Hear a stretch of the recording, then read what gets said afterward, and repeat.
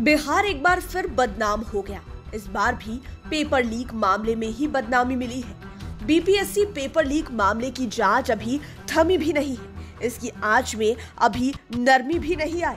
ये आर्थिक अपराध इकाई की जांच अपनी रफ्तार से आगे बढ़ रही है। इसी बीच एक बार फिर से पेपर लीक मामले ने प्रशासनिक खेमे में हलचल पैदा की है। अब की बार एमबीबीएस की परीक्षा में यह मामला सामने आया है। यह परीक्षा सूबे के विभिन्न केंद्रों पर 27 मई को हुई थी और 8 दिनों के बाद परीक्षा को कैंसिल कर दिया गया। कुछ असामाजिक तत्वों की वजह से हजारों परीक्षार्थियों की परेशानी बढ़ गई। आपको तो याद ही होगा कि बिहार लोक सेवा आयोग यानी कि बीपीएससी 67वीं की पीटी पिछले महीने पटना समेत विभिन्न जिलों में हुई थी। इसका पेपर परीक्षा शुरू होने से पहले ही लीक हो गया था। सरकार की इसे लेकर किरकिरी हुई तो उसी शाम बिहार लोक सेवा आयोग के अध्यक्ष समेत सीनियर अफसरों की बैठक हुई। गठित कमेटी ने आनन फानन में रिपोर्ट दी। परीक्षार्थी घर भी नहीं लौटे थे, वे सब रास्ते में ही थे कि आयोग ने एग्जाम को कैंसिल कर दिया। इसकी जांच करते हुए ईओयू ने अब तक 11 लोगों को गिरफ्तार किया है। अब बताते हैं कि एमबीबीएस का पेपर लीक मामला आखिर क्या है। इस बार भी पेपर लीक का यह खेला राजधानी पटना से ही हुआ है। इस मामले में पटना बीएन कॉलेज के सेंटर सुपरिटेंडेंट ने एक्शन लेते हुए एक आरोपी को पुलिस के हवाले कर दिया। दरअसल एमबीबीएस परीक्षा का आयोजन आर्यभट्ट ज्ञान विश्वविद्यालय की ओर से किया जाता है। एमबीबीएस फाइनल ईयर की चल रही परीक्षा का एक केंद्र पटना के बीएन कॉलेज को भी बनाया गया था। 27 मई की तारीख थी। स्टूडेंट्स एग्जाम देने को केंद्र के अंदर जा रहे थे, लेकिन जांच के दौरान एक स्टूडेंट की गतिविधि संदिग्ध लगी। उसकी जब जांच की गई तो उसके पास से एग्जाम वाला पेपर मिला। फिर तो जांच अधिकारी के कान खड़े हो गए। जांच आगे बढ़ी तो मामला गंभीर होता चला गया। इसके बाद 4 जून को एग्जामिनेशन बोर्ड की मीटिंग में MBBS part 3 professional surgeon paper 2 की परीक्षा को कैंसिल कर दिया गया। अन्य पेपर लीक की तरह ही इसमें भी जांच कमेटी बन गई। संबंधित अधिकारी का बड़ा बयान भी आ गया कि परीक्षा को लेकर किसी भी तरह के खिलवाड़ को बर्दाश्त नहीं किया जाएगा। इससे संबंधित पत्र एसएसपी को भेज दिए गए। इंटरनल जांच के लिए 3 डीन की कमेटी बना दी गई। अब अन्य परीक्षा की तरह इसकी भी जांच अपनी रफ्तार से आगे बढ़ती जाएगी। कुछ लोग जेल जाएंगे, बाद में कोर्ट कचहरी का चक्कर चलेगा। कुछ लोगों की जमानत हो जाएगी, संभव है कि कुछ लोग बरी भी हो जाएंगे। फिर दैट्स ऑल राइट हो जाएगा, काम खत्म। लेकिन उनके बारे में कभी सोचे हैं कि स्टूडेंट्स पर क्या बीत रही होगी? बेचारे कितनी मेहनत से साल भर रात दिन एक कर परीक्षा की तैयारी करते हैं।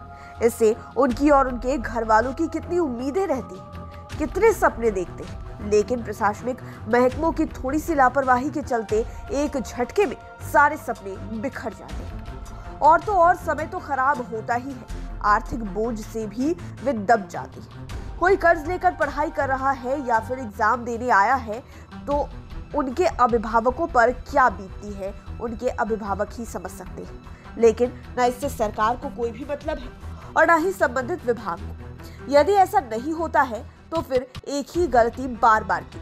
शिक्षा माफिया इतना अधिक बलशाली तो हो नहीं सकते हैं कि सरकार और विभाग से भी वे बड़े हो जाएं। लेकिन यह सब मिली भगत के खेल ने पूरे महकमे में गंद मचा दी। थोड़ा फ्लैशबैक में जाते हैं तो ऐसे कई सारे मामले सामने आते हैं। इसमें छोटे से लेकर बड़े एग्जाम शामिल हैं। इसी तरह का एक वाकया 2021 में सामने आया। तब मुख्यमंत्री नीतीश कुमार की फटकार के बाद बीएसईबी के पेपर कैंसिल किए गए थे। दरअसल 2021 की मैट्रिक परीक्षा में सोशल साइंस का पेपर सोशल मीडिया पर वायरल हो गया था। इसके बाद राज्य भर के परीक्षार्थियों ने अपने अपने मोबाइल निकालकर पेपर देखने शुरू कर दिए थे। इस वाकये से तो बिहार बोर्ड में हड़कंप मच गया था। मामला मुख्यमंत्री नीतीश कुमार के संज्ञान में चला गया था। फिर नीतीश कुमार की फटकार के बाद बिहार बोर्ड ने सोशल साइंस की परीक्षा कैंसिल कर दी थी। मामले में प्राथमिकी भी दर्ज कराई गई थी। पूरा मामला जमुई जिला स्थित स्टेट बैंक ऑफ इंडिया के झाझा ब्रांच से जुड़ा हुआ था। इसी तरह 2017 में पेपर लीक का बड़ा मामला सामने आया। बिहार कर्मचारी चयन आयोग की ओर से इंटर स्तरीय 4 एग्जाम लिए जाने थे। इनमें से 2 चरण के एग्जाम हो गए थे, जबकि 2 चरण के एग्जाम होना बाकी था। मामला इतना गरमाया कि इसमें मुख्यमंत्री नीतीश कुमार को एक्शन लेना पड़ा।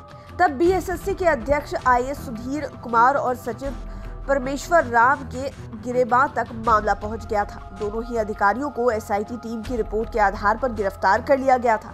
बाद में कैबिनेट की मीटिंग कर चारों चरण के एग्जाम्स को कैंसिल किया गया। सचिव के करीबी अविनाश को भी तब गिरफ्तार कर लिया गया था, लेकिन आईएएस सुधीर कुमार की गिरफ्तारी को लेकर उनका एसोसिएशन काफी गर्म हो गया था। बाद में जाकर मामला शांत हुआ। हालांकि इसे लेकर समय समय पर सियासत भी खूब होती है। यह अलग बात है कि उन्हें लड़कों या फिर उनके अभिभावकों से कितना मतलब रहता होगा, लेकिन वे अपनी सियासी रोटी सेकने में कोई भी कसर-कोर नहीं छोड़ते। कोई छात्रों को पैसा लौटाने की मांग सरकार से करता है तो कोई सीधे मुख्यमंत्री से ही इस्तीफा मांगने लगता है। हर पार्टी अपने अनुसार रणनीति बनाती रहती है।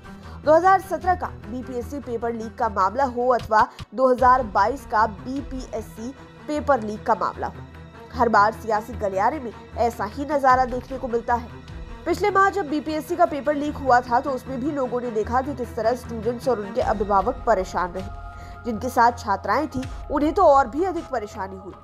हर फीमेल परीक्षार्थी को एग्जाम सेंटर पर पहुंचने में 4000 से 5000 रुपए तक का खर्च था, क्योंकि वे अकेले ट्रैवल नहीं कर सकती थी। बहरहाल बीएसएससी हो या फिर बीपीएससी और एमबीबीएस, इन सब एग्जाम में पेपर लीक होना बेशक बिहार के लिए बहुत बड़ा कलंक है। यह वैसा बदनुमा दाग है जो राज्य के माथे से छूटने वाला नहीं है।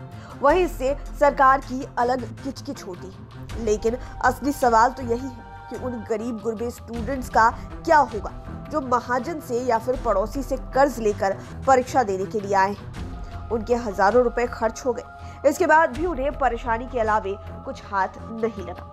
एक बार फिर से वे परीक्षा के लिए कर्ज लेने के लिए तैयारी में जुट जाएंगे। ऐसे स्टूडेंट्स का क्या होगा? आखिर वे अपना दोष किसे दें? किस पर अपनी सीख पैच, किस पर अपनी खींच निकालें? जवाब तो सरकार को ही देना होगा। लाइव सिटीज के लिए राजेश ठाकुर की स्पेशल रिपोर्ट। अगर अभी तक आपने हमारे चैनल को सब्सक्राइब नहीं किया है तो जरूर कर लें। ये वीडियो फेसबुक पर देख रहे हैं तो पेज को लाइक करें, साथ ही साथ हमें ट्विटर पर जरूर फॉलो करें। धन्यवाद।